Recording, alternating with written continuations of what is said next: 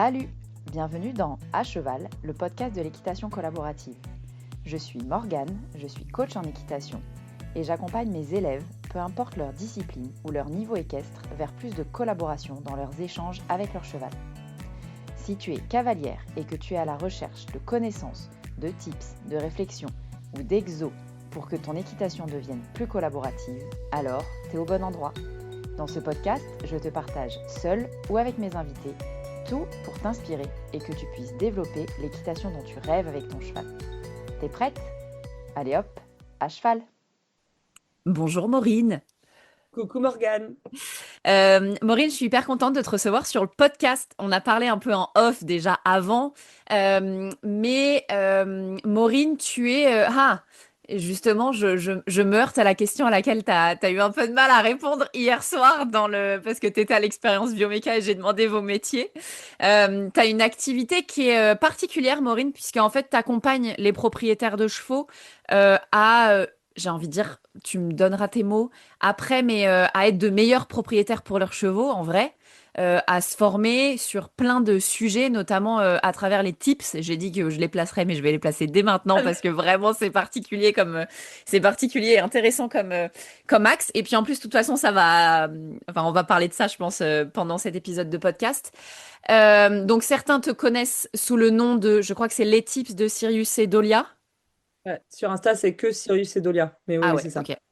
Cool. Et puis, et du coup, j'ai envie de commencer, Maureen, en te demandant, en fait, comment tu as commencé à travailler avec les chevaux? Alors, en fait, c'était pas du tout prévu parce que Ouais. moi, je me suis toujours dit, tu travailles pour avoir un salaire qui te permettra de subvenir aux besoins de ton cheval. Donc, et tu mélangeras jamais ta passion avec ton métier, parce que je voulais surtout pas être dégoûtée. Et en fait, donc j'ai travaillé, j'étais dans le marketing stratégique. Et j'ai acheté Sirius quand j'avais 28 ans, parce que je voulais vraiment attendre de pouvoir lui payer les soins si jamais il y en avait besoin. Et mon Dieu, qu'est-ce que j'ai bien fait. Et, et du coup, en fait, c'est dans ce travail-là, voilà, j'ai fait un énorme burn-out. Je ne savais pas dire non, je ne savais pas poser mes limites et je suis tombée dans une entreprise qui était assez connue, la grande distribution, qui m'ont un peu broyée. Et même si j'adorais mon métier, ben voilà, j'ai craqué. Et en fait, pendant que j'ai craqué, j'avais mes deux chevaux et j'avais déjà Dolly à l'époque. Et en fait, mon coach m'a pris sous son aile et je passais mes journées, alors au début assise à rien faire dans l'abri de mes chevaux, à les regarder. Ouais. Et après, je lui ai demandé de l'accompagner en concours, de l'accompagner dans ses cours pour déjà me sortir la tête, les idées de la tête. J'ai été médicamentée, je sais pas si on dit ça comme ça, j'avais un lourd traitement, donc j'étais un peu dans les vapes, donc je montais un peu à cheval, mais pas trop. Et là, Ok. il m'a tout appris à regarder. C'était un très très bon coach, et enfin, c'est toujours un très bon coach, il est toujours là. Et en fait, c'est à ce moment-là que je me suis dit, Maureen, t'es plus capable, enfin, c'est un peu intime, j'arrivais plus à me laver, j'arrivais plus à cuisiner, je dormais 15 heures par jour. J'arrivais même plus à téléphoner, ni à écouter des podcasts, ni enfin à regarder la télé, tout ça, j'arrivais plus. Le seul truc que j'arrivais, c'était aller aux écuries, m'occuper de mes chevaux. Je faisais les box, je nourrissais, j'accompagnais mon coach en concours et tout.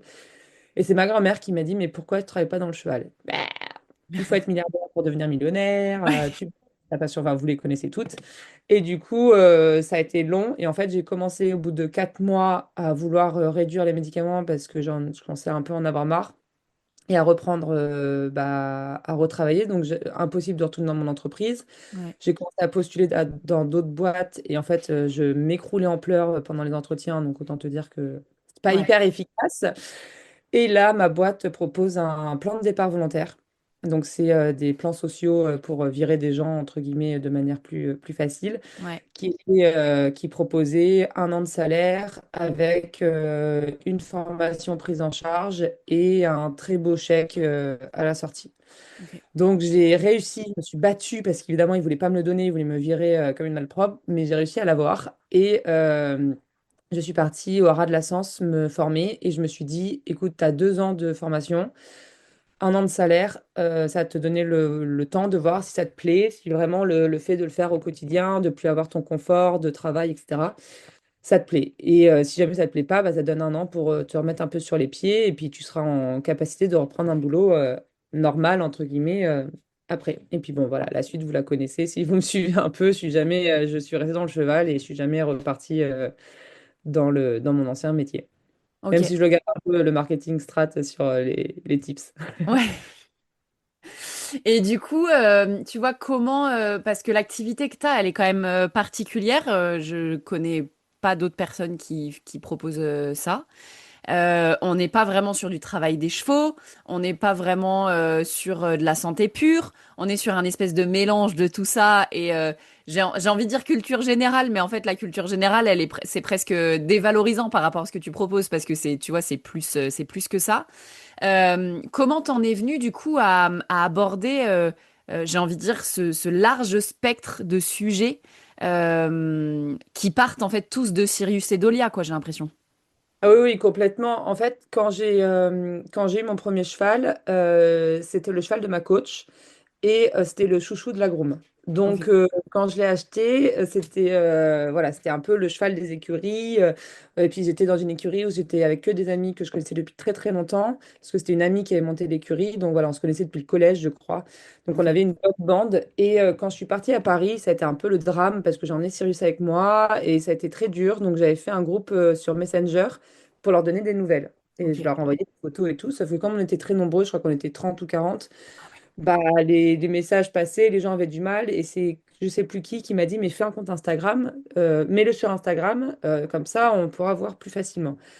Donc j'ai commencé à le mettre sur mon Insta, sauf que les gens qui n'étaient pas du poney, ils étaient là, genre, mais on en a rien à foutre de savoir que Sirius a mangé ou à telle heure, ou qu'il a fait du paddock, machin. Donc j'ai fait un compte pour Sirius. Et là, j'ai découvert le monde de l'Insta poney que je ne connaissais pas du tout. Et ça a commencé comme ça, avec mes 30 copines sur mon compte. Et comme je parlais, je mettais tout. C'était un peu mon journal de bord pour que mes copines aient des nouvelles et qu'elles soient au courant de ce qui se passait pour nous à Paris. Bah, vous connaissez l'algorithme, ça a plu et le compte a commencé à prospérer. Et en fait, au début, je mettais juste voilà, mes séances, mon quotidien. Et puis, j'ai dû passer 6 mois, je pense, sans problème. six Ouais. mois glorieux. En fait, je ne connaissais rien et du coup, j'ai rien vu jusqu'au jour où Sirius a pété. Et en fait, là, j'ai commencé à comprendre. Et puis, je suis ingénieure, donc j'aime bien, tu le sais toi aussi, Ouais. j'aime bien gratter, comprendre quand on me dit des choses. Je suis pas là à prendre et à dire oui, oui, ok. Donc là, je commençais à voir les gens qui déféraient. Je commençais à voir des choses passer sur les réseaux, sur le foin, sur la nourriture, sur le travail. Et je voyais bien qu'il y avait des choses qu'on me répondait qui me convenaient pas, des réponses toutes faites, de on a toujours fait comme ça, Réverdi c'est les meilleurs, le foin ça fait grossir. Enfin, il y avait des choses, voilà, je commençais un peu à titiller. Puis Cyrus, ça fait sa tendinite. Donc j'ai dû l'arrêter. J'ai acheté Dolia par la suite, qui a montré pas mal de soucis aussi. Et en fait, c'est grâce à eux et grâce au fait que comme je continue à parler sur les réseaux sociaux, ben, ça a prospéré, prospéré, prospéré que déjà je me suis rendu compte que ben on y connaissait, enfin j'y connaissais rien du tout, ni sur la manière de m'occuper des chevaux, ni sur leur santé, ni sur la manière de les monter. Alors j'ai eu mon coach qui m'a appris beaucoup la technique, mais il y avait plein d'autres choses, la biomécanique, bah tu connais bien, voilà. Il y avait des choses, voilà, il s'arrêtait, il me disait bah oui, mais c'est parce que tu es trop gentil, tu le laisses faire. Et je lui en veux pas parce que j'adore ce coach-là, c'est juste que bah moi j'ai passé le BP et on nous apprend pas non plus quoi. On nous Ouais. apprend pas à repérer les signaux de douleur, on nous apprend pas à voir les signaux de stress, on nous apprend pas à ce que. Voilà. Et bref, et quand on ouvre les yeux, quand je vais en concours, sur des gros concours et que je vois les choses, je me dis, mais en fait, il n'y en a pas un qui est droit. Enfin, c'est un peu particulier. Mais bon, voilà. Donc, c'est en faisant ça que je me suis rendu compte que déjà, moi, j'y connaissais rien et que j'étais choquée qu'en ayant mon galop 7 et en ayant autant d'années d'expérience, entre guillemets, j'ai eu des demi-pensions, je prenais plein de cours par semaine et tout que je sache pas faire ce genre de choses. Genre, typiquement, quand je suis partie à Paris, ma coach m'avait dit, fais attention, il est sensible, enfin, au niveau de ses pieds, c'est compliqué, il faut que tu trouves un bon maréchal. Ouais. Ouais. C'est quoi un bon maréchal? Enfin, déjà, faut être bien entouré, il faut avoir un bon réseau pour être sûr d'avoir des gens de confiance. Et puis après, il faut voir si avec ton cheval, parce que c'est pas parce que ça correspond à ta voisine, ça va te correspondre à toi. Et comment tu vois qu'un pied évolue dans le bon sens? Qu'est-ce qu'un pied? Comment ça fonctionne? Quelle ferrure? Enfin, donc voilà, des trucs débiles de quand est-ce qu'il faut appeler l'ostéo. Ouais. Comment tu sens? Moi, je sentais pas. Et les gens qui me disaient alors, l'ostéo, ça a fait, je savais pas. Vu que je sentais rien avant, après, je connaissais pas. Donc voilà. Donc c'était un peu compliqué. Et en fait, en le partageant sur les réseaux sociaux, je me suis rendu compte qu'en fait, j'étais pas du tout la seule. Hmm. Et les gens ont commencé à me dire, moi, mon cheval, il a ci, moi, mon cheval, il a ça. Et c'est comme ça, en fait, que je me suis rendu compte qu'il y avait et moi et en fait le reste du monde où on était, pour 90% des gens, on avait appris à mettre un école, à curer les pieds, à les brosser, à les enchaîner des belles hauteurs en plus d'ailleurs, Ouais. mais sans vraiment ni savoir comment les gérer, comment les nourrir, comment bien s'entourer, comment bien travailler son cheval dans le bon sens. C'est des questions toutes bêtes, mais cette question de couvrir, pas couvrir, tondre, pas tondre, les guêtres. Bon, on m'a dit, il faut pas mettre des guêtres, bah s'il faut mettre des guêtres. Enfin, Hmm. toutes ces questions-là qu'on se pose, et au fait, tu as tellement d'infos que j'ai eu envie de me renseigner moi sur tout ça, d'expérimenter aussi et de faire quelque chose où les gens puissent avoir les informations dont ils avaient besoin pour après prendre les décisions pour eux. Et Hmm. pas parce que ça me va ou parce que moi j'y crois, mais ok, il y a ça, ça, ça, ça, ça qui existe. Prends-toi ce qui te correspond avec toi et ton cheval et la situation dans laquelle tu es. Et c'est Ouais, comme ça en fait, que j'en suis venue. c'est ce que j'adore dans ce que tu partages aussi, c'est que on partage ça toutes les deux, c'est que dans tout ça, il y a aussi des guerres de clochers. Tu vois, il y a mets des guêtres parce que bah moi mon coach il mettait des guêtres, donc forcément c'est bien de mettre des guêtres, ou non mais surtout pas parce que moi mon coach il en mettait pas, donc c'est qu'il faut pas en mettre. Et en fait il y a ceux qui savent pourquoi ils font les choses, et il y a des choses, il y a ceux qui refont parce qu'ils ont toujours vu ça comme ça. Et là où on se retrouve, toi et moi, c'est que on aime bien, enfin, tu me diras si tu te retrouves là-dedans en tout cas, mais ce que moi je vois, c'est que on aime bien expliquer le pourquoi. Tu vois, Mm, les guêtres, ça a tel impact positif, ça a tel impact négatif, et du coup, ben, enfin, ou plutôt positif ou plutôt négatif, et le cheval, ça marche comme ça, et ça a telle influence. Du coup, derrière, toi, fais ton choix, tu vois. C'est comme faire, pas faire, mort, pas mort, travailler, monter sur son cheval, pas monter sur son cheval. Enfin, en fait, ces sujets-là, ils sont le naturel, pas le naturel. Enfin, tu vois, le foin à volonté, pas le foin à volonté. Enfin, tout ça, c'est hyper. C'est des sujets où effectivement, tu, quand on te dit de faire et qu'on fait bêtement, bah finalement, on sait pas s'adapter, on sait pas réagir quand on voit des choses qui vont pas chez nos chevaux, quand on les voit. Et je pense que le plus important, c'est effectivement d'avoir les connaissances pour pouvoir prendre ses propres décisions, quoi. et c'est ça, et puis il y a des trucs où si on comprend pas pourquoi on fait, on risque de faire prendre entre guillemets le mauvais choix. Parce que tu vois, j'ai une amie, je pense à elle parce que pour les guêtres, ça m'avait. En fait, j'ai été cette personne, fallait pas mettre des guêtres, fallait pas ferrer, fallait pas couvrir. Ouais. Bon, et puis je pense qu'on a aussi nos animaux qui nous ramènent un peu sur attends, mais on travaille avec du vivant, je vais t'apprendre la vie. Donc bah j'ai dû couvrir, je surcouvre même mes chevaux. Alors les guêtres, j'arrive à pas en mettre, mais parce que les miens ça leur convient. J'ai dû refaire Dolia, enfin bref. Et j'ai une copine, son cheval fait des suros. Ouais. Et bref, il y a plein de raisons pour lesquelles elle peut pas déferrer son cheval. Et, bah elle met des guêtres. Ouais. Et c'est OK. Et j'ai envie de dire, et même si moi, c'est pas ce que j'aurais fait, j'aurais certainement géré mon cheval d'une autre manière. J'aurais peut-être mis une ferrure plus en place. Enfin, j'aurais géré les aplombs et tout. Elle, c'est son choix et Mm. c'est ce qui lui convient, c'est ce qui convient à son cheval. Donc, elle sait l'impact que ça peut avoir d'avoir des guêtres, elle sait l'impact que ça peut avoir d'avoir des fers et elle a pris sa décision en conscience. Et c'est tout ce qu'on demande en fait. C'est Ouais. pas comme tu dis, de s'affilier à tel ou tel mouvement. C'est juste de se dire, OK, j'ai l'information, je prends la décision qui va me convenir en connaissance de cause. Ouais. Carrément. Hyper intéressant. Et ce que tu disais, moi, il y a une grande phrase que je répète partout en ce moment et que j'adore, c'est si t'as pas l'œil, tu peux pas savoir. Quand tu parlais de Sirius au départ, qu'il a fait sa tendinite, t'as commencé ton histoire en disant j'ai pas vu. Tu Mm. vois, j'ai pas vu, donc il a fait sa tendinite. Je crois que tu as dit vraiment quelque chose de cet ordre-là. Donc c'est hyper intéressant parce que effectivement, au départ, on est tous pareils, hein. On voit pas, on sent pas. Et c'est au fur et à mesure des rencontres et des formations qu'on fait qu'on voit de plus en plus et que du coup on est capable de discerner, tu vois, le normal de la normale chez notre cheval, etc., etc. Avec le recul, cette tendinite, est-ce que tu penses qu'il y avait des signaux et si oui, lesquels, tu vois, avant que vraiment elle explose, entre guillemets? Alors ça, je l'ai appris après. Et en fait, j'ai re-regardé des vidéos de l'époque, etc. Et j'ai vu parce que je me suis dit, est-ce qu'il est présenté et tout? Donc, il y a peut-être certains signaux que j'ai ratés parce que sur les vidéos, on ne les voyait pas. Mais maintenant, voilà. Il y Ouais. avait le fait que, et c'est typique de cette tendinite-là, qui mettait tout le temps l'antérieur en avant. Tu sais, il se soulageait quand il était à l'arrêt ou quand il broutait, il avait toujours l'antérieur ou la tendinite était vers l'avant parce Ok. il soulageait le pied. Au niveau des pieds, il était ferré à l'époque, donc bon, ça a un impact. Après, il y a des chevaux qui sont ferrés toute leur vie et qui font pas ces tendinites-là, hein. Et pour le coup, il était plutôt court en pince.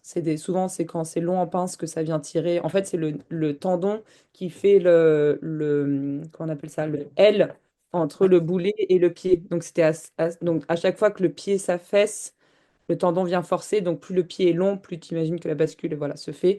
Donc, voilà. Et il était bien paré pour le coup, là, il n'y avait pas de souci là-dessus. Et à l'obstacle, il réceptionnait toujours sur le même pied. Ah ouais. Voilà. Et du coup, parce qu'il protégeait en fait l'autre pied. Donc, c'est des petits signaux comme ça que j'ai pu apercevoir. Après, dans sa locomotion, j'avoue que j'avais pas le niveau à l'époque de sentir des petites boiteries. Ouais. Et enfin là, j'ai été suivie par une balnéothérapie là pendant quelques mois. Et les filles, les chevaux ont été tellement mieux après la balnéo que moi, j'allais faire des choses et elles me disaient, mais non, mais tu te rends pas compte. Et je dis, mais vous vous rendez pas compte à quel point je reviens de loin où on me disait que c'était normal. Et en fait, du coup, il y a tout aussi mince, comment on appelle ça? Ce truc de base Ouais. mince, j'ai oublié le nom, ça va m'en venir, où on me disait, bah ça, ce référentiel, Ouais. où pour moi, ça, c'était OK que mon Ouais. cheval fonctionne comme ça. Et en fait, j'apprends là que, bah non, ça, c'est pas OK, et je change mon référentiel pour avoir un meilleur œil, une meilleure sensation de me dire, OK, ça, c'est qui va pas bien, quoi. Ouais. C'est hyper intéressant ce que tu dis. Alors, Euh, j'ai oublié un truc. Il y Vas-y. a aussi le fait que, parce que parfois, il y a des gens qui me disent, et moi, je veux surtout pas faire culpabiliser et que la charge mentale explose.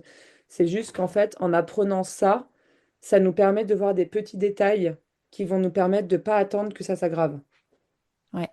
Tu vois, c'est là où ça peut être un peu, au tout début, ça peut être un peu, oh mon Dieu, en fait, mon cheval, c'est une catastrophe. Et Ouais.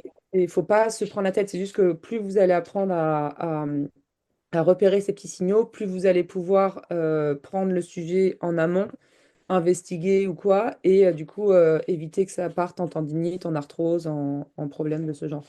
Ouais. C'est hyper intéressant parce qu'effectivement, la culpabilisation est là. Du coup, parfois, moi, c'est un des trucs dans mes programmes sur la bioméca qui me tient vraiment à cœur, c'est que, en fait, affûter son œil, c'est aussi mettre l'accent sur tout ce qui va pas et du coup, voir des choses qu'on ne voyait pas avant. Mm. Et ça veut pas dire que du jour au lendemain, notre cheval, il est tout cassé de partout.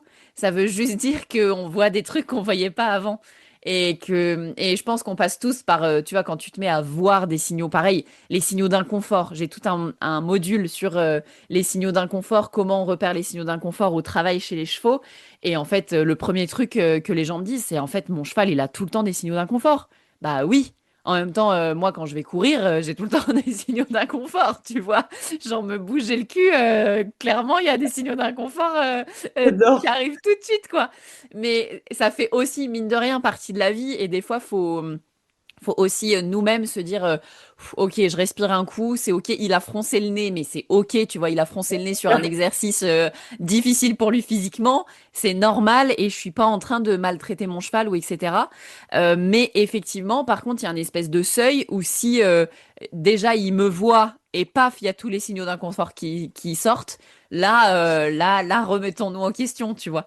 Mais c'est intéressant ce que enfin voilà, c'est hyper intéressant cette expérience parce que je crois qu'aussi je continue un peu sur cette truc de déculpabilisation, mais je crois que la nous de dans 10 ans dira que Bah oui. aujourd'hui on voit rien.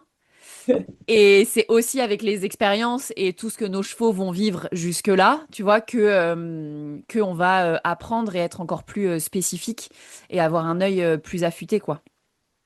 Et puis comme tu dis, c'est exactement ça, on apprend toute notre vie. Et moi, il y a des choses.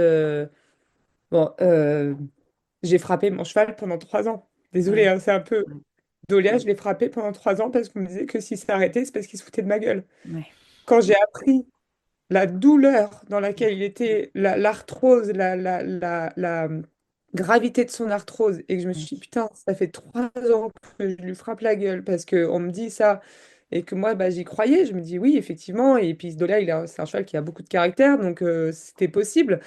Et bon, bah, ok, mais je me dis, bah oui, c'est ça. Là, par contre, bah maintenant, tu vas pas culpabiliser pour avant parce qu'en fait, tu ne savais pas, on t'a pas appris et tu pouvais pas le savoir. Mm.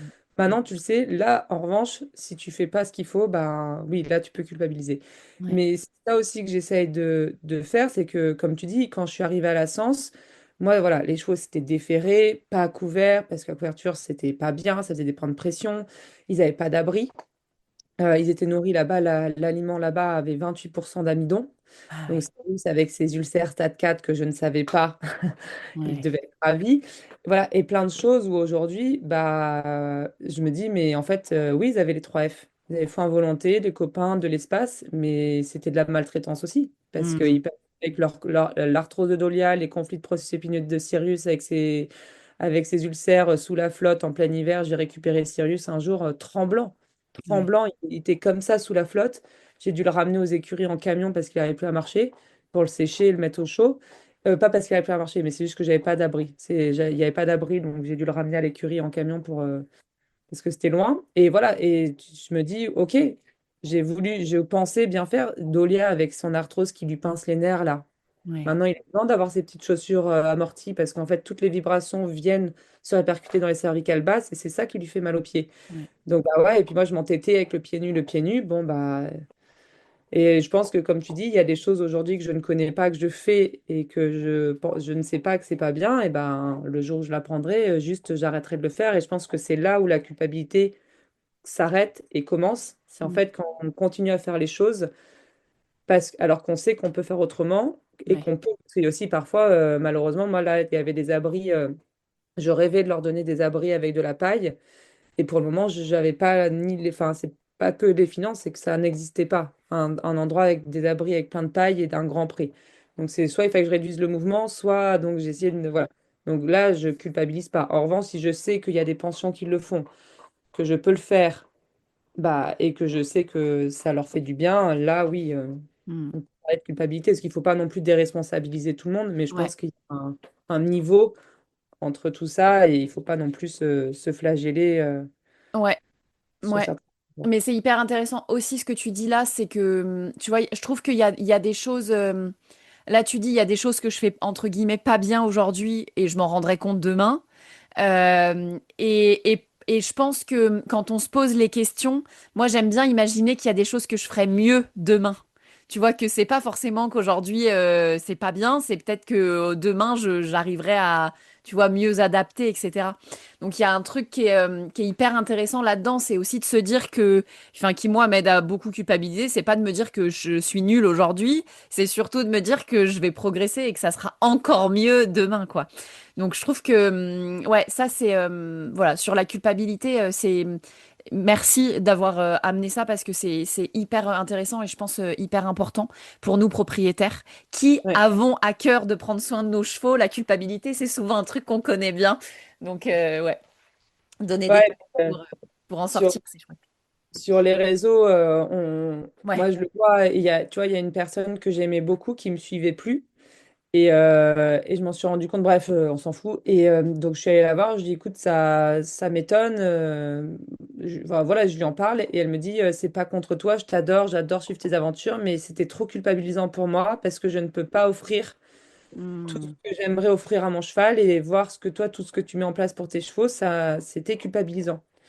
Ouais. Et c'est un vrai sujet parce que d'un côté, je me dis, je ne veux pas ne pas en parler parce que ça peut aider des personnes à découvrir des nouvelles choses qui pourraient les aider donc, je parle de tous les soins que je fais, etc., parce que je pense que c'est important. Mais il y a ce côté, et là, c'est là où je pense qu'il y a, j'apprends ça en ce moment, il y a ma partie à moi de, OK, j'essaye de faire les choses de la manière la plus bienveillante et de la manière la plus juste par rapport à mon prisme.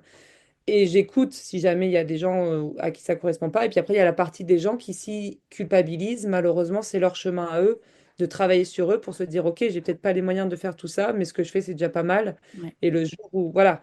Et du coup, il y a ces. Parce que c'est vrai que toi aussi, hein, tu es créatrice de contenu, on va dire.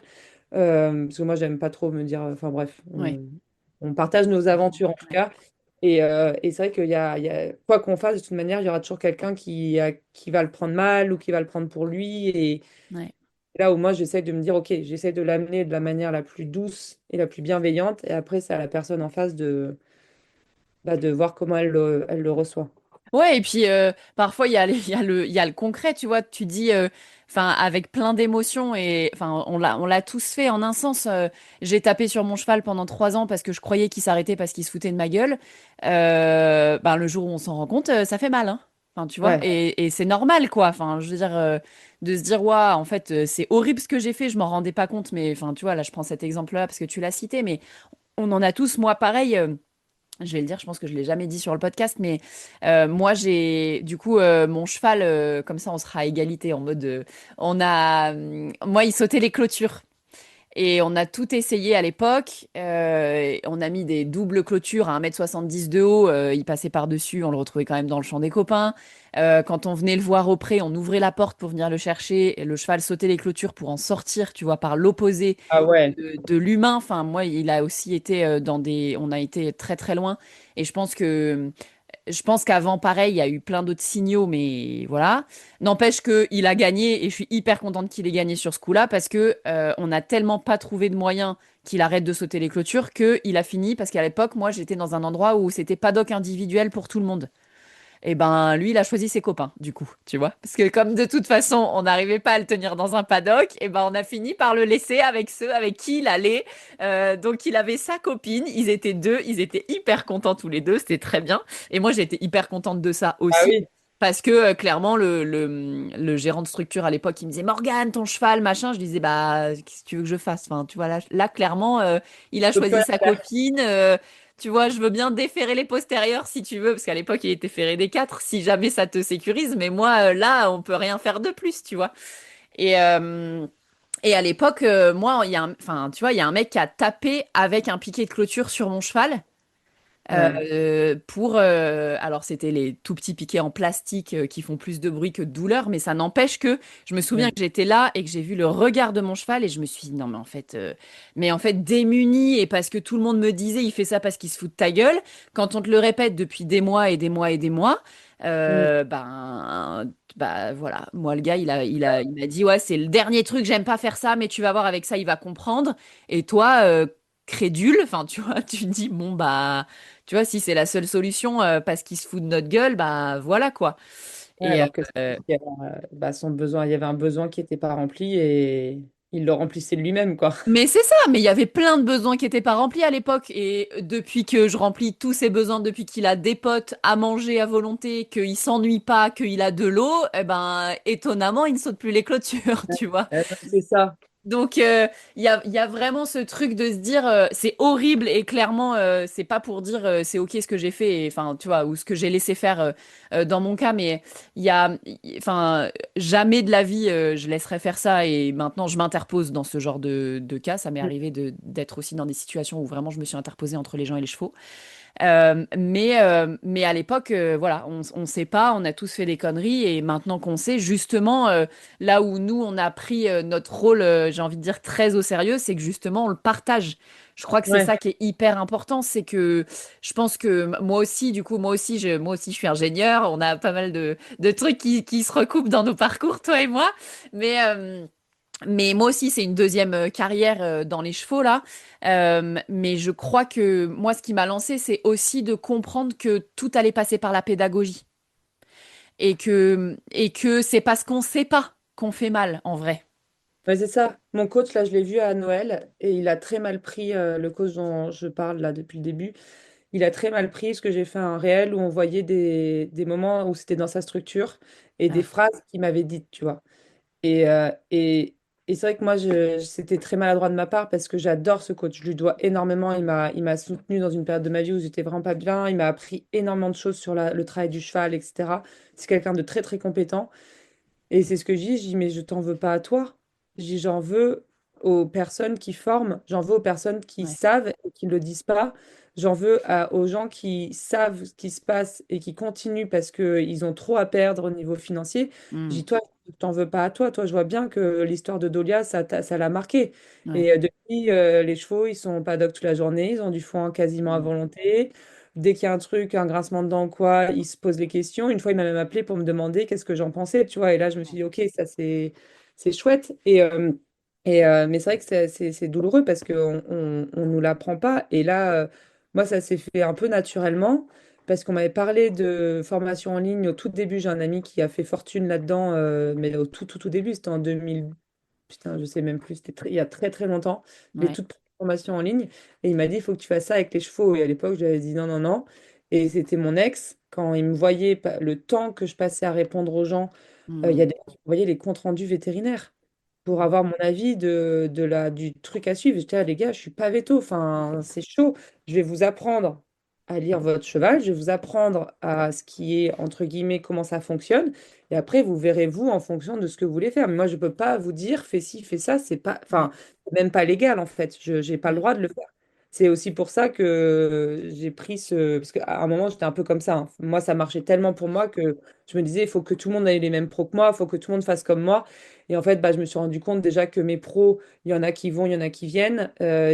Tu gardes pas les pros toute ta vie. C'est bien d'avoir aussi un nouvel œil parce que tu vas soigner des trucs avec un certain pro.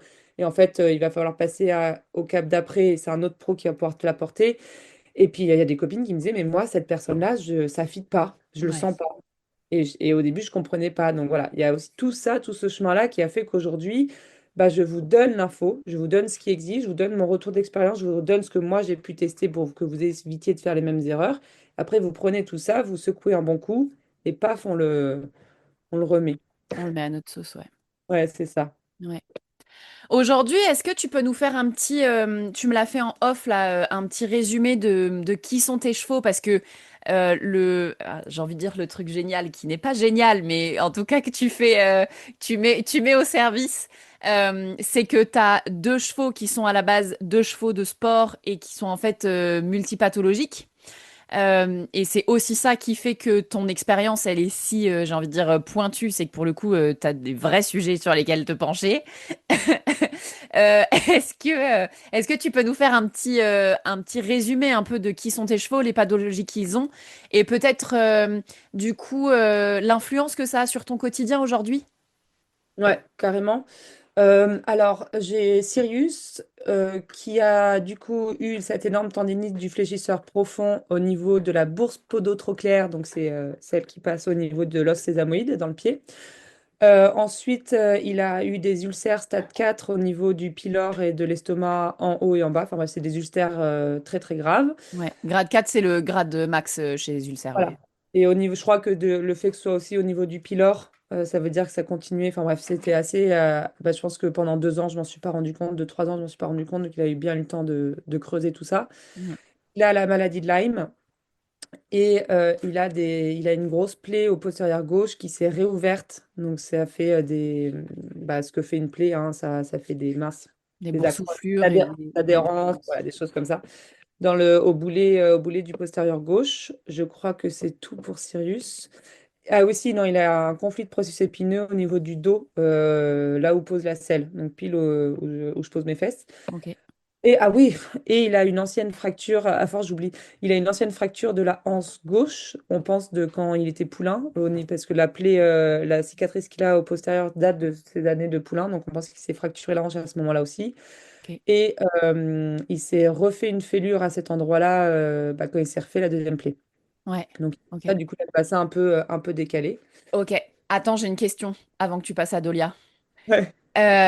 C'est que du coup, là, plein de... Tu nommes beaucoup de pathologies, et notamment des pathologies que tu as vues par imagerie. Je pense au conflit de processus épineux, j'imagine. L'ancienne fracture à la hanche, j'imagine que tu le dis comme ça parce que vous avez vu les images. Comment tu t'es rendu compte de ces différentes choses? Est-ce que un jour tu t'es dit, bon allez, il y en a marre, on va prendre des radios de partout, nanana, ou est-ce que c'est petit à petit des choses qui ont fait que tu as investigué? Alors, c'est petit à petit.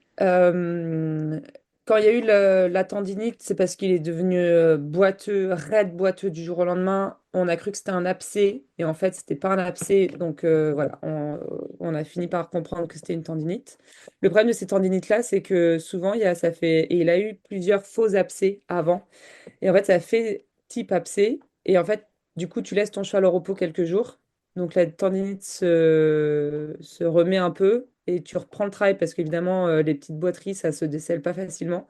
Ouais, Et en fait, quelques mois après, tu recrois que c'est un abcès, donc tu le remets au repos. Et ouais. le problème, voilà, c'est le problème de ces tendinites-là, c'est que souvent, bah, on a du mal à les déceler. Et on pense, voilà, et que le fait, et j'ai un autre cheval, c'est pour ça que j'y pense, un autre cheval qui a cette même tendinite-là, qui a fait pareil. Il Ok. avait des petites poteries intermittentes et du coup, il restait au repos et puis il repartait, etc. Donc, bah, forcément, plus ça va, plus ça tire, plus ça s'aggrave. Donc, ça, il y a eu ça. Ça a été assez, voilà, ça a été assez flagrant. Et ensuite, j'essaie de faire dans l'ordre, c'était un cheval qui ne supportait pas qu'on lui monte dessus après quelques temps de repos. Typiquement, quand j'ai repris après un an, après sa tendinite, après un an, je suis remontée dessus. Il est parti en saut de mouton. Ça a été mais des sauts de mouton, mon pote, de l'espace-temps. Ok. C'était un cheval qui réagissait, qui était très réactif enfin, au pansage. Je pouvais pas, enfin, le pansage, il détestait, les massages, il détestait tout ce qui était le toucher. Ok. Pas tant que ça quand tu lui mettais la selle. Mais enfin, quand tu approchais la selle, il voulait pas qu'on lui mette la selle sur le dos, mais je pouvais sangler sans aucun problème. C'est un cheval qui avait beaucoup de mal à être en état. C'est un cheval, là je te dis tout ce que j'ai repéré après, hein. Ouais. Voilà. Et en fait, comme j'avais Dolia et que je savais, Dolia pour le coup, il s'arrêtait, il grinçait des dents, il refusait. Et puis il avait ce problème de pied. Non, c'est ça. Dolia, le premier truc, c'est que le veto m'a dit, il a des pieds pourris. Donc il va falloir, il était ferré plaqué déjà à l'époque. Il m'a dit, il faudra peut-être mettre de la silicone. Et là, je me suis dit, moi j'étais déjà pro pieds nus et je voulais comprendre pourquoi il avait mal aux pieds alors qu'il avait 7 ans. Alors que les pieds étaient beaux, on a tout repris en interne au niveau de la nutrition à l'époque pour avoir une belle corne, etc. Et je comprenais pas pourquoi il continuait à avoir mal aux pieds. Et en fait, c'est en m'obstinant de ça que je faisais plein d'examens et j'emmenais Cyrus avec moi. Ok. Comme ça, je, me disais, je fais les deux tant qu'à faire. Voilà. Et en fait, j'ai fait on voulait faire des radios. On avait mis une nouvelle ferrure à Dolia, donc je voulais voir les radios, ce que ça avait donné au niveau de l'épaississement de la sole et tout. Et Sirius, je voulais faire un peu un check-up tous les ans, faire un check-up. Voilà. Et le check-up va bien. Et je lui dis, mais ça m'étonne. Quand je lui monte dessus après quelques jours, il se fait des sauts de mouton. Je reviens checker son dos. Non, t'inquiète. On a fait le test du surfait. Il n'y a pas de souci. Je dis, bah, en fait, je te demande pas trop ton avis. Maintenant, tu me fais des radios. Il m'a fait des radios. C'est là qu'on a vu le rapprochement de processus épineux. Donc, on l'a infiltré. Infiltration méso, parce qu'à l'époque, je ne savais pas qu'en le travaillant, ça suffisait. Ouais. Et alors, ça dépend des conflits, hein. Je parle de moi où c'était un très léger, c'était vraiment qu'un rapprochement. Je pense qu'il y a des conflits quand ça se chevauche vraiment où ça peut aider.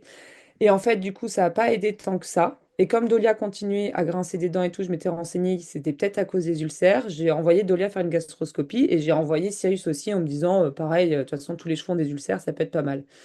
Et grand bien m'en a pris parce que bah, Dolia est ressorti nickel et Sirius, c'était la Ah, cata. 4. Ah ouais, c'est ouf. Et pour la maladie de Lyme, ça a été où il faisait des gros coups de pas bien en 2022, là, quand il y a eu l'automne où il faisait chaud, froid, chaud, froid. Et j'arrive et je dis, c'est bizarre, il est un peu mou, il est pas ouf. Et là, la coach à l'époque, mon Dieu, mais elle était tellement mauvaise. Oh, mais même dans son équitation, c'était une catastrophe. Et elle me dit, mais ouais, mais c'est normal, en même temps, tu le tombes pas, il fait des coups de chaud.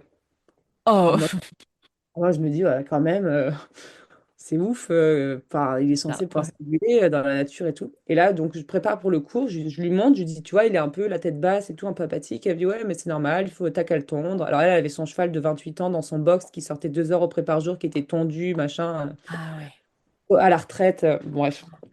Je commence à sceller Sirius, et là, Sirius qui se met à suer, qui me fait une écume blanche, les yeux complètement perdus, enfin, et à trembler.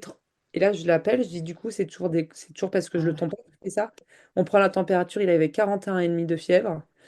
Donc là, moi, je me décompose, je me Ouais. dis, je sais qu'il est en train de crever. Ouais. J'appelle le veto qui me dit, il y avait à l'époque des herpès virus. de la rhino, etc. Elle me dit certainement un herpès virus, on va le mettre sous antibio, tu l'isoles. Alors je l'ai isolé avec Dolia parce que de toute manière il était au pré ensemble, donc au point où on en était, c'était pas grave. Je l'ai mis au box, j'ai mis Dolia à côté et on l'a mis sous antibio. Ça passait pas. Tous les matins, Calmagine, tous les soirs, Calmagine pour faire descendre la température. Il remontait à 41 degrés. Ouais. Ça durait 5 jours. Les résultats du PCR sont revenus nickel, pas d'herpès virus. Et là, je lui dis, j'aimerais bien tester Pyrolike. Il me dit, non, non, non, c'est pas ça. Tu sais, en ce moment, il y a plein de petits microbes avec les températures et tout. Je dis, peut-être, mais j'aimerais bien tester Pyrolike. Et il est revenu au plafond au niveau de Lyme. Et du coup, à partir de là, en fait, le temps que je me rends compte de tout ça, j'ai rencontré ma naturopathe et en fait, on a tout traité en naturopathie et j'ai eu la chance de ne pas avoir à faire d'antibiotiques parce qu'avec les ulcères qu'il avait et à l'époque, je ne le Ah savais ouais. pas, je pense que ça aurait été cata. Ouais. Du coup, les ulcères, on s'en est rendu compte après. Donc Ok. voilà un peu. C'est pour ça que les vétos, j'ai des très très bons vétos et je suis pas de cette guéguerre veto, pas veto. Juste parfois, il y a des choses qu'ils n'ont pas appris à l'école ou je ne sais pas ce qui s'est passé, où ils vont chercher vraiment à soigner les symptômes.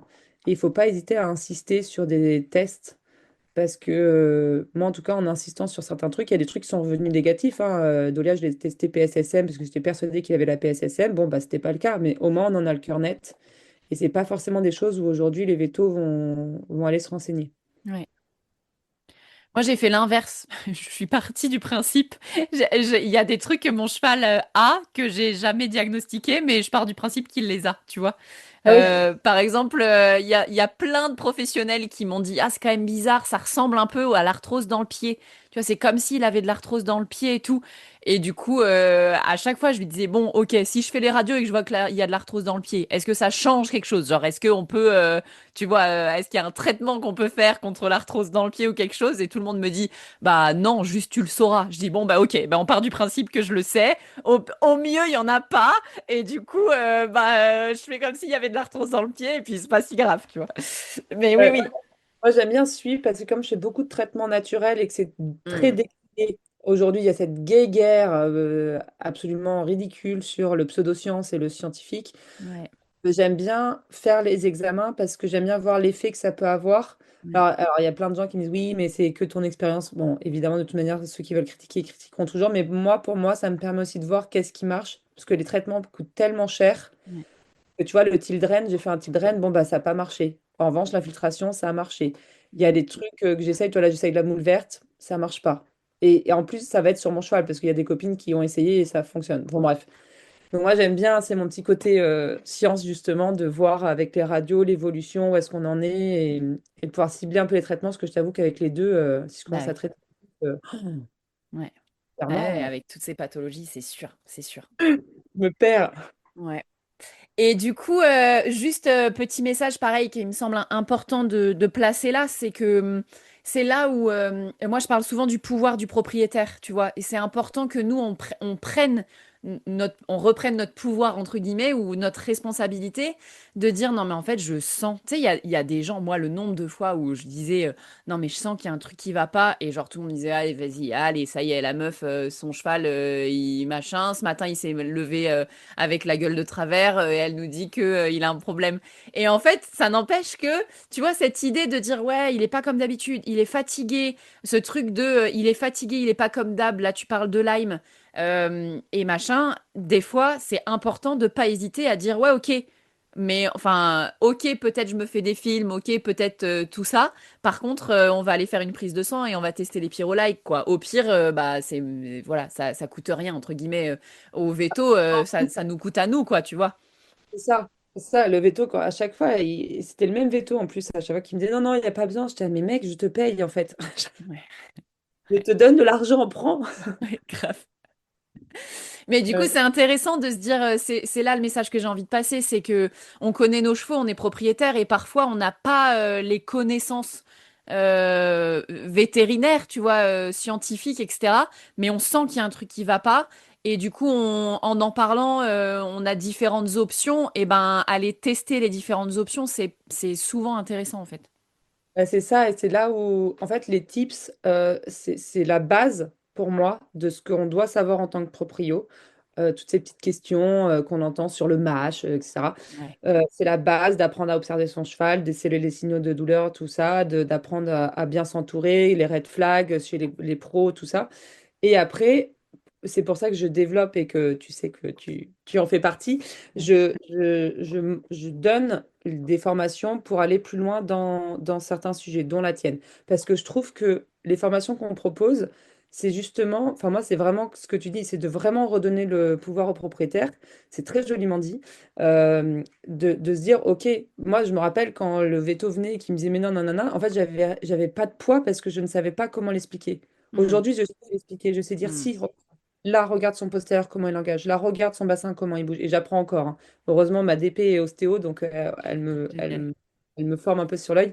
Et elle est en école d'ostéo. Et du coup, voilà. Et je pense que toi, tu vois, ta formation qui va encore plus loin que moi, parce que moi, voilà, je suis généraliste, entre guillemets, et j'ai pas la prétention de tout savoir. De toute façon, j'ai pas le temps. Mais de trouver des pros comme toi, et en fait, c'est là où je suis très douée. Je sais très, très bien faire le lien. Et j'ai Mm, envie de créer cette espèce de réseau. C'est toute la base de Cyrus et Dolia depuis le tout début. Et c'est pour ça qu'il y a Cheval Co qui est arrivé en deuxième. C'est vraiment de se dire, OK, je vous parle de mes pros, mais je parle aussi de plein d'autres pros que bah, je n'utilise pas, mais qui sont tout aussi compétents. Et à vous de faire votre choix et de vous former pour aller choisir. Désolée, je me perds un peu, mais en gros, si on se forme de base, on va pouvoir choisir les bons pros pour s'entourer parce ouais. qu'on aura des indicateurs. On aura aussi des indicateurs pour appeler ces pros-là quand il y a besoin parce qu'on saura le voir. Et en face de certains pros, on aura le poids de dire, là, je ne suis pas d'accord avec toi parce que ça, ça, ça. Et du coup, ça nous redonne un peu de légitimité et de confiance en nous par rapport à ça parce qu'en fait, on a la connaissance et on a l'observation, on a tout ça, quoi. Ouais. Et c'est hyper intéressant parce que même pour le choix des pros, ça c'est hyper important. Notamment là, moi j'ai fait une expérience il y a pas longtemps. J'ai une ostéo où je dis, j'ai une ostéo dans le sud parce que moi je suis un peu perdue dans les Pyrénées et donc clairement pour s'entourer de pros compétents, eh ben on n'est pas en Normandie ou à côté. Avant j'étais à côté de Saumur et autant te dire qu'il y avait beaucoup plus de pros du monde du cheval qui tournaient. Là, on n'a pas tant de pros. Et en fait, j'ai vraiment eu la chance de tomber sur une ostéopathe, notamment vraiment hyper compétente. Parce que justement, mais sur laquelle je suis tombée par hasard, parce que en vrai, des ostéos qui viennent ici, je crois qu'il y en a deux. Donc, bah, j'ai eu de la chance que l'autre, je l'ai pas essayé, je peux pas dire, mais pour le coup, celle-là, c'est la première que j'ai appelée parce que bah, il y en a deux, donc t'essayes ceux qui viennent. Et pour le coup, j'adore bosser avec elle. Déjà humainement, on match vachement, et en plus, à chaque fois que je la fais venir, il y a un vrai avant-après sur mon cheval. Mais Et ce ça, il faut avant, savoir. exactement, ce avant-après, pour le voir, faut-il encore être capable de le voir, quoi? Ou de le sentir si tu le sens à cheval. Et il y a pas longtemps, j'ai fait un réel où j'ai partagé justement un avant-après veto, enfin, pardon, un avant-après ostéo, avec cet ostéo-là sur un déplacement spécifique et où je propose aux gens de tester ce qu'ils voient eux. Et il y a une meuf, j'ai dit, c'est quoi la différence entre avant et après? Et dans les commentaires, elle a répondu moins 100 balles avec trois bonhommes qui rigolent. Et j'ai trouvé ça très drôle comme blague. C'est drôle. Mais après tout, je me suis dit, en fait, par contre, ce qui est intéressant, c'est est-ce que elle dit ça parce que c'est juste une blague et c'est juste une blague et à ce moment-là, c'est drôle, ou alors est-ce qu'elle dit ça parce qu'elle a pas vu de différence, alors que clairement, le avant-après, pour moi, il est flagrant. Donc, c'est aussi là que c'est important parce que peut-être qu'avec d'autres ostéos, le avant-après aurait été moins flagrant.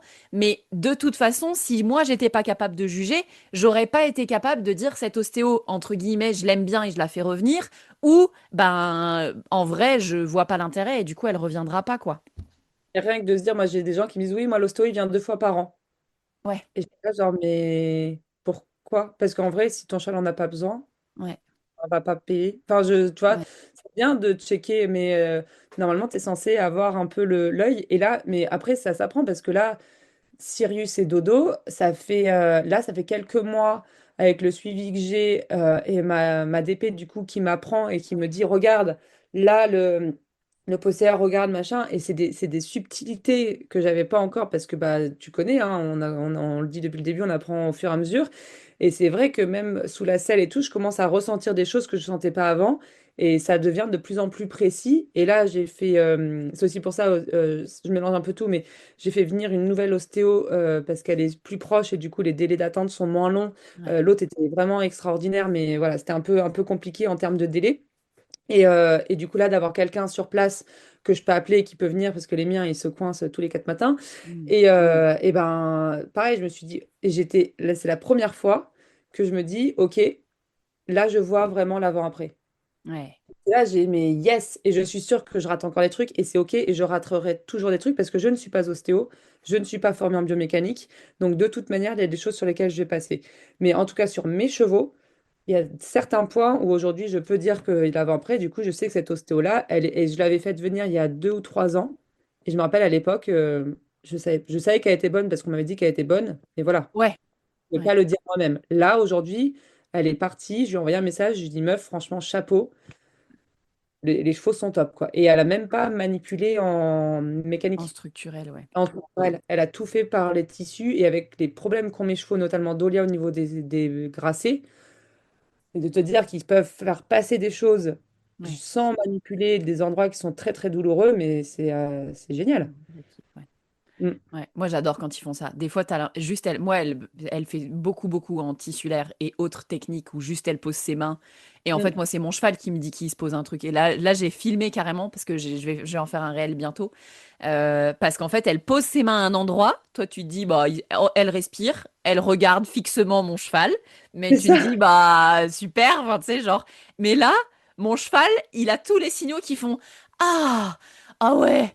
Oh C'est ça. cool, tu vois, il a les yeux qui clignotent, il a la bouche qui mâchouille, il souffle, il est en mode ah, il se pose, il s'étire des fois, tu vois. Enfin, et du coup, c'est vraiment lui qui me fait. Mais quand tu la regardes elle, tu dis ouais, bah, enfin, tu vois, bah il se passe rien. Moi aussi, poser Ouais. mes mains sur mon cheval, je peux faire.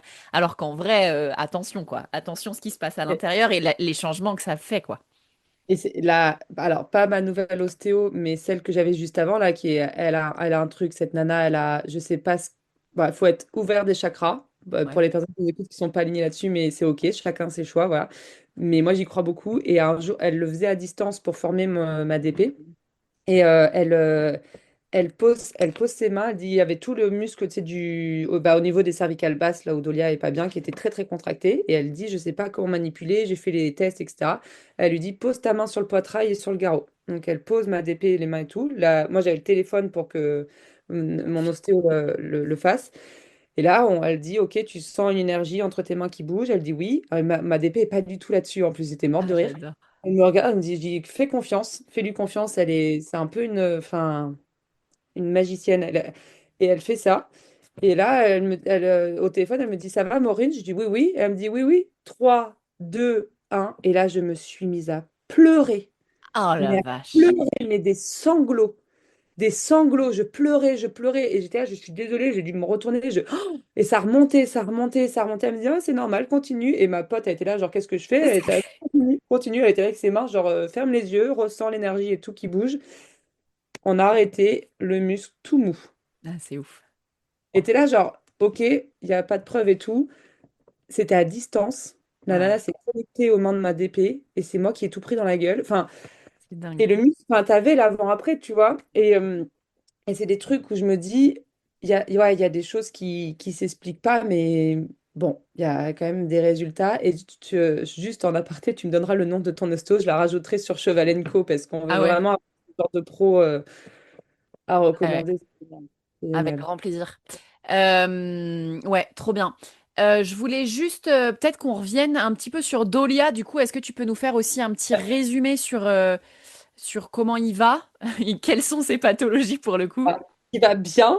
En fait, je l'ai acheté en 2020. Il a commencé à rétiver 6 mois après. Donc, je pense qu'il avait été Je pense, hein, c'est que des suppositions.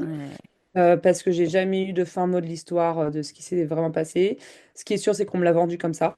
Alors, la Hmm. propriétaire n'est peut-être pas au courant, hein. J'accuse Ouais, ouais. personne. Peut-être que les gens l'ont pas vu parce que vu tout ce que moi, j'avais pas vu avec des vétos qui les suivaient, voilà. Mais en attendant, je l'ai acheté, il grinçait des dents, il était très étriqué, beaucoup de ruades, de foillements de queue. Ça, je me dis, quand je vois les vidéos de la vie d'achat, je me dis, mais Maureen, Pourquoi?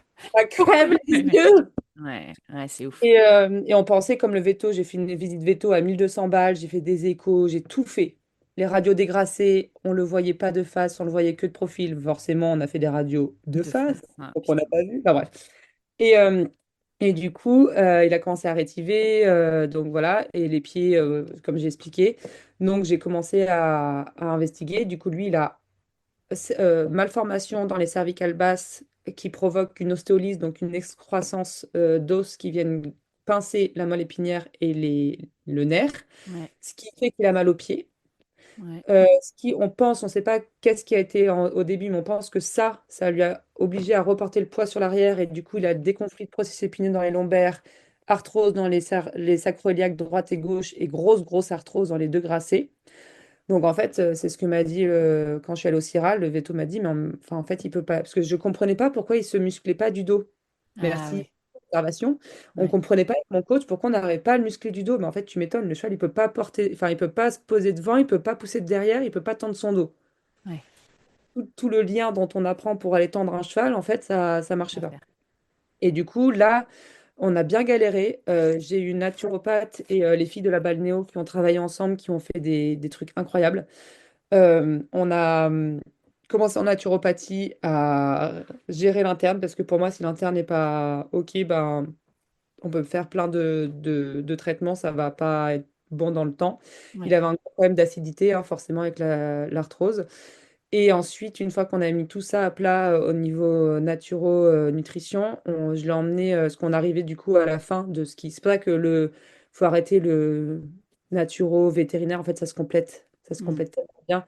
On a mis en naturo tout ce qu'il fallait, nutrition, tout ce qu'il fallait, et quand elle a senti qu'on était au bout de ce qu'on pouvait faire, je l'ai emmené en balnéo.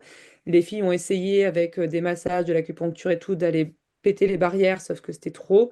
Donc on a fait une infiltration de corticoïdes au niveau des lombaires et au niveau des deux gracets pour calmer l'inflammation et de pouvoir le remuscler par-dessus ça. Ça a été, j'ai encore pleuré quand je l'ai récupéré. C'était, enfin, on venait d'un cheval où on n'arrivait plus à le. Désolée. On a, vas-y, avec plaisir, c'est bienvenu ici. alors, j'ai passé l'hiver où j'arrivais même plus à lui curer les pieds. Il baissait la tête et il grinçait des dents quand je le touchais tellement il avait mal. Ouais, Et il se couchait et il n'arrivait plus à se lever. Et ma podologue à l'époque m'avait dit, mais enfin, il va falloir mettre un treuil, quoi. On peut même plus le parer et on essaie plein de ferrures pour le soulager. Ça, il n'y en avait pas une qui fonctionnait. Enfin, ça a été un calvaire. J'ai dépensé des fortunes. Collé, pas collé, plastique, pas plastique, des fers normaux, de la silicone, pas de silicone, bref. Et là, quand je suis arrivée en Normandie, j'ai vu les filles dessus et il trottait, tu sais, comme un cheval, il l'engageait, il avait même son œil, en fait, son port de tête, il portait sa tête plus haut. Dans le troupeau, ça a tout changé parce que du coup, il a pu prendre sa place de cheval et c'était pas juste Cyrus qui devait toujours le surveiller parce qu'il était tellement mal qu'en fait, il pouvait jamais faire la surveillance. Donc Cyrus a commencé à se coucher. Enfin, et l'œil, j'ai retrouvé mon Dolia joueur, coquin, etc. Donc ça a été incroyable. Ce qui a été très dur, c'est à continuer à la maison. mm, Il a fait une fourbure à cause de l'infiltration. Donc ça l'a réarrêté. Et moi, avec le temps, j'ai des installations qui sont compliquées. J'avais pas d'électricité, j'avais pas d'abri vraiment quand il pleuvait. Donc pour faire les soins, les électrodes, etc., j'avoue que j'ai pas réussi. L'ostéo de Balnéo, celle qui est si incroyable, elle était à distance. mm, Donc elle a essayé de venir pendant les tournées, mais du coup, c'était jamais quand il fallait. Donc ouais, pendant des mois, enfin, il y a un moment, j'ai attendu 3 mois. Donc forcément, les chevaux, je pouvais pas vraiment les travailler. Enfin bref, donc ça a été dur le suivi, en fait, une fois qu'ils étaient rentrés à la maison. Mais là, du coup, j'ai retrouvé des pros sur place qui me conviennent à mes chevaux parce que c'est quand même des chevaux compliqués. Et donc là, on est en train voilà, d'avoir des gens sur place qui peuvent prendre le relais et m'aider. En fait, là où moi, je j'arrive pas toute seule à tout faire. ouais, Voilà. ok. Euh, merci pour ce Pas bien. témoignage. Il va super bien. Ouais. Mais du coup, j'ai juste une question d'après, parce que ça me semble important d'aller jusque-là, même si ça fait déjà 1 heure qu'on papote. Mais du coup, j'ai envie de dire, aujourd'hui, avec toutes ces pathologies qu'ont tes chevaux et que tu nous as présentées, on pourrait imaginer qu'ils ne travaillent pas et qu'ils sont dans le fond d'un champ à faire absolument ce qu'ils veulent de toute la journée et la sieste le maximum. Est-ce que tu peux nous dire un petit peu... voilà, est-ce que justement toutes ces pathologies t'ont amené à les arrêter ou pas et pourquoi? Alors au début, oui. Forcément, hein, quand un cheval est à la retraite ou a des pathologies, c'est le premier réflexe qu'on a.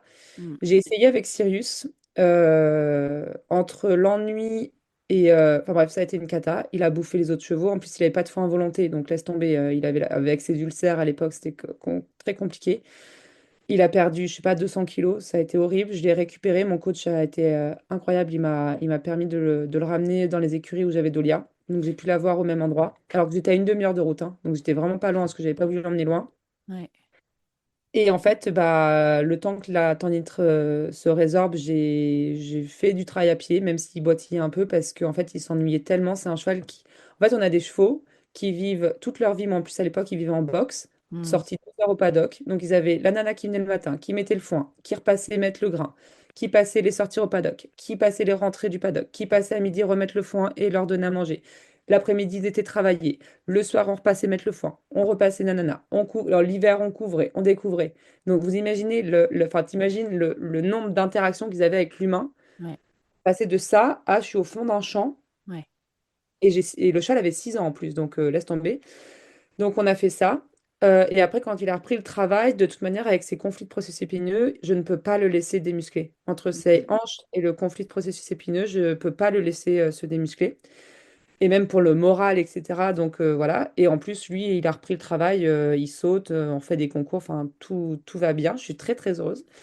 Et Dolia, pareil, je l'ai arrêté complètement parce qu'il en était à un point. Ma podologue fait un peu de comme animal, pareil, on y croit, on n'y croit pas.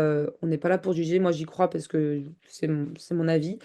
Elle me dit, là, il en a marre. Il en a marre, lâche-le. Et effectivement, je l'ai laissé au pré. Il venait même plus. Il venait même plus me voir. Il était au fond de son pré. Et en fait, le temps que les médicaments, toute la naturopathie qu'on a mis en place fasse effet, au bout de 2 mois, il a commencé à refaire le con, à venir. Il me poussait pour sortir. Un jour, il est sorti du pré parce qu'il m'a poussé pour sortir. Je me suis dit, Ouais. OK, là, il est prêt à repartir. Ouais. Et pareil, au niveau mental et au niveau physique. Alors, Dolia, on n'ira jamais refaire les hauteurs que ce que j'avais prévu. Enfin, je pense pas, parce qu'il était prévu de sauter 1m30, 1m40. Et avec les pathologies qu'il a, j'ai pas envie de la... On pourrait, hein, si on infiltrait, on pourrait, Ouais. mais ça risque de le défoncer. J'ai pas envie j'ai envie qu'il vieillisse du mieux possible. En revanche, pour son moral, là, déjà, j'ai repleuré. Les filles m'ont dit qu'on pourrait certainement aller sauter 1 mètre, 1m10 peut-être. Et en fait, Dolia, c'est un cheval qui adore le concours, il adore briller. Donc j'avais essayé de le mettre au spectacle, mais vraiment, ça ressort toujours. Et il arrive en concours, la cloche sonne, c'est ce que je disais, la cloche sonne, c'est plus le même cheval. Il est en pilote automatique, il gagne tout. Avec Cyril, je suis jamais classée. Avec Dolia, je suis toujours sur le podium, quoi. Il est extraordinaire. Et je fais même toutes les remises des prix, du coup, avec lui. Un jour, j'ai fait une remise des prix avec Cyril, j'ai pris Dolia. Il est trop content. Il roule des mécaniques et tout, alors que Cyril, ce n'est pas du tout comme ça. Et du coup, bah, je me dis que, et pour leur mental, et pour leur condition physique, Mm. que ce soit concours ou autre, hein, on peut faire du travail à pied. Moi, je fais beaucoup, beaucoup de balades à pied, des longues graines, beaucoup de séances douces pour leurs articulations. Évidemment, Dolia, on va pas les sauter toutes les semaines. C'est juste, de toute façon, c'est un cheval, il a été fait pour ça. Il saute 1m30, donc aller faire de la 1m10, j'ai pas besoin de l'entraîner.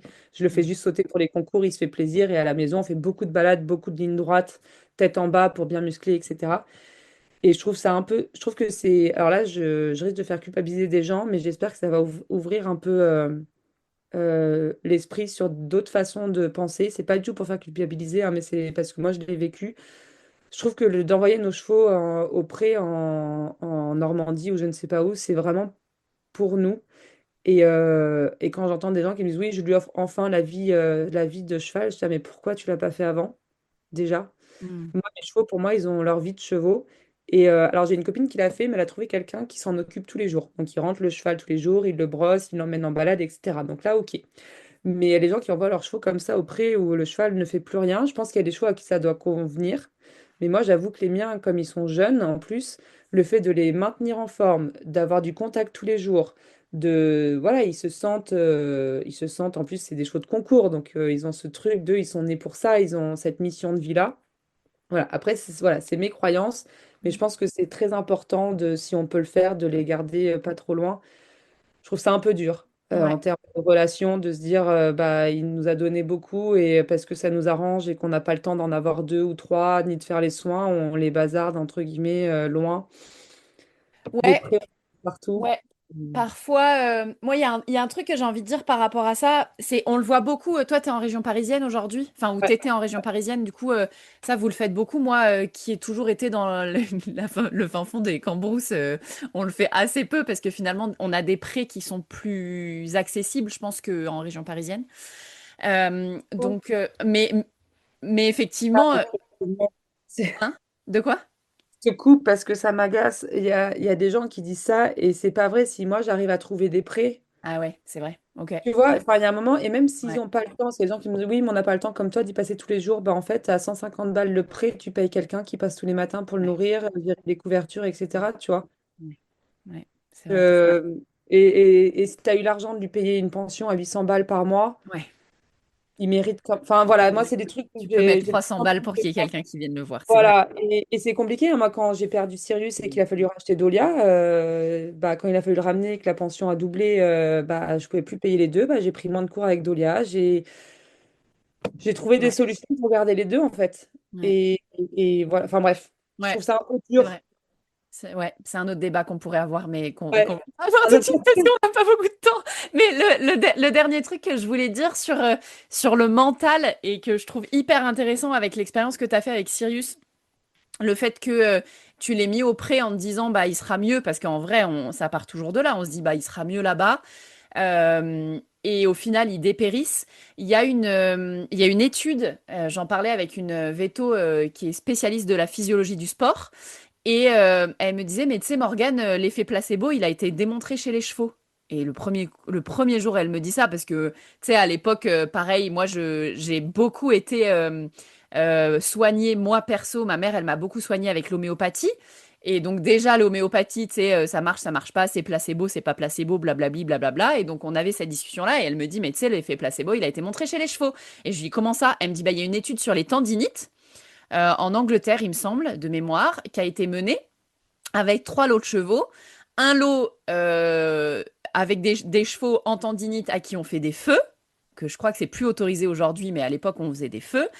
Oui, je suis d'accord. Donc un lot qui a eu des feux, un lot qui a été 6 mois au pré, et un lot dont on s'est occupé tous les 6 mois, sans forcément faire quoi que ce soit de médical, mais en tout cas, juste on le sort, on s'en occupe, on le chouchoute, on lui fait des gratouilles, machin, truc, blabla.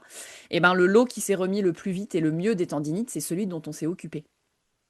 J'ai chialé. Ouais. Je vais beaucoup pleurer là. Ouais. C'est là où tu vois, ça m'agace cette guéguerre de on y croit, c'est scientifiquement prouvé ou pas, parce qu'on se ferme à tellement de choses qui vont pas. Moi, le Tidren n'a pas fonctionné sur Dolia. C'est pas pour ça que le Tidren ne fonctionne pas. Et pourtant, c'est scientifiquement prouvé, c'est de la médecine allopathique, blablabla, bla. Ça n'a pas, ça a été une catastrophe. Ouais. Je pense, quand on pense que ça cause, il a fait une énorme réaction, ça a été une catastrophe. Ouais. Et pourtant, il y a d'autres gens qui ont fait de l'osphos ou du Tidren avec qui ça a été incroyable et qui continuent à le faire. Et c'est la même chose pour ce genre de pratique et l'intention que tu donnes, parce qu'il y a le fait de les chouchouter, et je pense qu'il y a une intention. Ouais. Moi, quand on va en parler vite fait, j'ai soigné Sirius avec un soin énergétique pour sa tendinite. Ouais. Je n'y croyais pas du tout, hein. Ma mère est médecin, mon père est agriculteur, enfin moi je suis ingénieur, autant te dire, voilà. Et en fait, dans le protocole du mois qui suivait le soin, je devais penser tous les jours, visualiser que ça se passait bien et qu'il se réparait. Et j'étais là, ok. Ouais. Il faut vraiment mettre l'attention. Tu le vis, tu te revois en concours, tu te revois, etc. Je l'ai fait.